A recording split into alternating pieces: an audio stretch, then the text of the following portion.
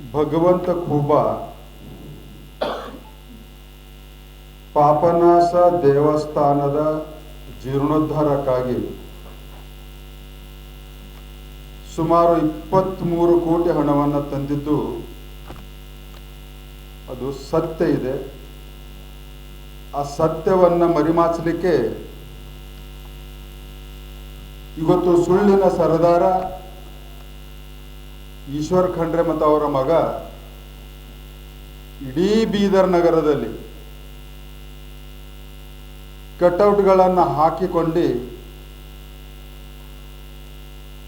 ಸತ್ಯವನ್ನು ಮರೆಮಾಚಿ ಸುಳ್ಳನ್ನು ಇವತ್ತು ತೋರಿಸ್ಲಿಕ್ಕೆ ಹೊಂಟಿದ್ದಾರೆ.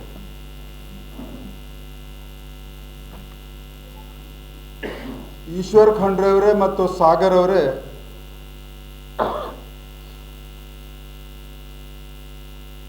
ಪಾಪನಾಶ್ ದೇವಸ್ಥಾನದ ನಡೀತಿರುತ್ತ ಕಾಮಗಾರಿಗಳಲ್ಲಿ ನಿಮ್ಮ ಕೊಡುಗೆ, ತಂದೆ ಮಗನ ಕೊಡುಗೆ ಶೂನ್ಯ. ಮತ್ತು ಈಶ್ವರ್ ಖಂಡ್ರೆ ಅವರೇ, ನೀವು ಅಭಿವೃದ್ಧಿಯ ದೃಷ್ಟಿಹೀನ ರಾಜಕಾರಣಿ ಬೀದರ್ ಜಿಲ್ಲೆಯ.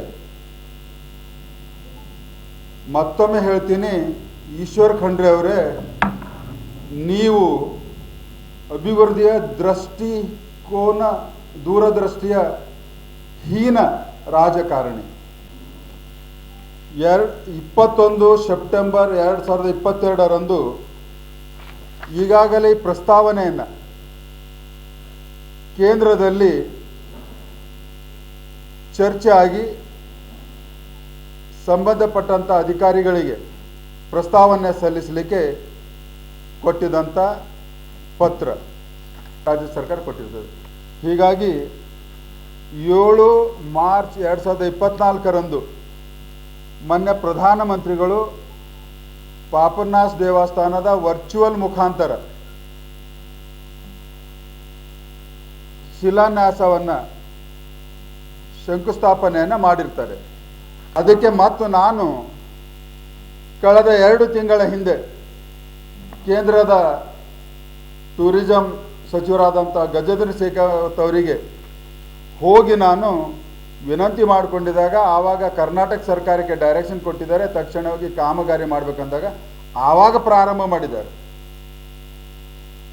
ಅಂದರೆ ತಂದೆ ಮಗ ತಮಗೆ ಪ್ರಸಾದ ಯೋಜನೆಯಲ್ಲಿ ಪ್ರಸಾದ ಸಿಕ್ಕಿಲ್ಲ ಅಂದ್ಕೊಂಡು ಕಾಮಗಾರಿಯನ್ನು ಸುಮಾರು 6 ತಿಂಗಳಿಂದ ಇದಕ್ಕೆ ತಡೆ ಹಿಡಿದ್ದಾರೆ.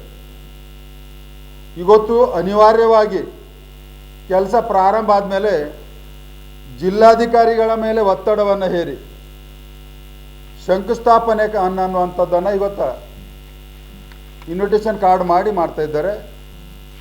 ಈಶ್ವರ್ ಖಂಡ್ರೆ ಮತ್ತು ಮಗಂದು ಯಾವುದೇ ರೀತಿಯ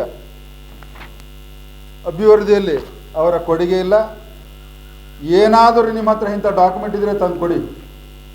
ನೀವು ನಿಮ್ಮ ಮಗ ಮತ್ತು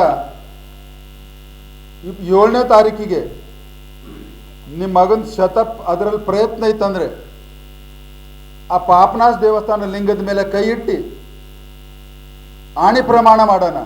ನಾನು ಮಾಡ್ತೀನಿ, ನೀವು ಮಾಡ್ಲಿಕ್ಕೆ ಬರ್ರಲ್ಲಿ. ಆರುವ ದೀಪ ಕುಡಿ ಬಂದು ಭಾಳ ಫಡ್ಫಡಾಸ್ತದಂತ. ಆರುವ ದೀಪ ಕುಡಿ ಬಂದು ಫಡಫಡಸ್ತದಂತ. ಹಾಂಗ ಈಶ್ವರ್ ಖಂಡ್ರೆ ಅವರ ರಾಜಕಾರಣ ಜೀವನ ಬಹುತೇಕ ಕೊನೆ ಹಂತದ ಅನ್ನಿಸ್ತದ. ಅದ್ರ ಕಡೆ ಜಾಸ್ತಿ ಫಡಫಡಿಸ್ಲತ್ತಾರ. ನಿಮಗೆ ಚಾಲೆಂಜ್ ಮಾಡ್ತೀನಿ, 2028ರ ಚುನಾವಣೆಯಲ್ಲಿ ಭಾಲ್ಕಿಯಲ್ಲಿ ಭಾರತೀಯ ಜನತಾ ಪಕ್ಷದ ಶಾಸಕ ಆರ್ಸ್ ಬರ್ತಾರೆ ಅನ್ನುವಂಥದ್ದನ್ನು ನಿಮಗೆ ಚಾಲೆಂಜ್ ಮಾಡ್ತೀನಿ. ಸುಳ್ಳಾಡಿ ಮೋಸ ಮಾಡಿ ಎಲ್ಲ ಸಾಬೀತುಪಡಿಸೋ ಯಾವ ಶರಣ ಸಂಸ್ಕೃತಿಯಲ್ಲಿ ಬೆಳೆದ್ರಿ ಈಶ್ವರ್ ಖಂಡ್ರೆ ಅವರೇ? ನೀವು ಮಾತಾಡಿದರೆ ಬಸವಣ್ಣನ ಹೆಸರು ತಗೊಳ್ತೀರಿ, 12ನೇ ಶತಮಾನದ ಶರಣ ಹೆಸರು ತಗೊಳ್ತೀರಿ, ಅಖಿಲ ಭಾರತೀಯ ವೀರ ಲಿಂಗಾಯತ ಮಹಾಸಭಾದ ಅಧ್ಯಕ್ಷರಾಗಿರಿ. ಯಾವ ಶರಣ ಸಂಸ್ಕೃತಿಯನ್ನು ನಿಮ್ಮ ರಕ್ತದಲ್ಲಿ ಗುಡಿಸ್ಕೊಂಡ್ರೆ ಹೇಳಕ್ರೆ ಹೇಳ್ರಿ ನನಗೆ. ಯಾರಾದರೂ ಇದ್ರೆ ಈ ಥರ ಶರಣರು? ಇದು ಯಾವುದೇ ಕಾರಣಕ್ಕೆ 7ನೇ ತಾರೀಕಿಗೆ ಶಿಲಾನ್ಯಾಸ ಕಾರ್ಯಕ್ರಮ ಆಗಕೂಡದು.